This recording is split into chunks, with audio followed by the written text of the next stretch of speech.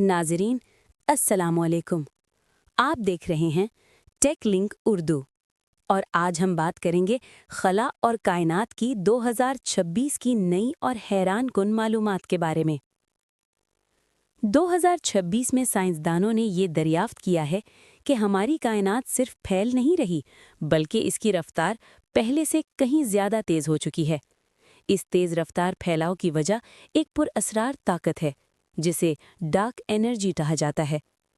नई रिसर्च के मुताबिक डार्क एनर्जी वक्त के साथ बदल भी सकती है, यानी मुस्तकबिल में कायनात का अंजाम हमारी सोच से बिल्कुल मुख्तलिफ हो सकता है। 2026 की एक और बड़ी खबर ये है कि जेम्स वेब स्पेस टेलीस्कोप ने ज़मीन जैसे सैयारों के माहौल में पानी के बुखारात और कार्बन मॉलिक्यूल्स के वाज़ेह सबूत दिए हैं।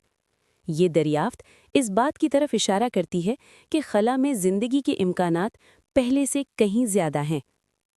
साइंसदानों ने यह भी इंकशाफ किया है कि हमारी कहकशां मिल्की वे आहिस्ता आहिस्ता अपनी शक्ल बदल रही है। इसकी वजह आसपास की छोटी कहकशाओं का असर है, जो इसके गिर्द गर्दिश कर रही हैं। 2026 में चांद पर मुस्तकिल इंसानी मिशन की तैयारी भी तेज़ हो चुकी है, जहां मुस्तकबिल में इंसानी बेस और खलाई लेबॉरेटरी बनाने का मंसूबा है।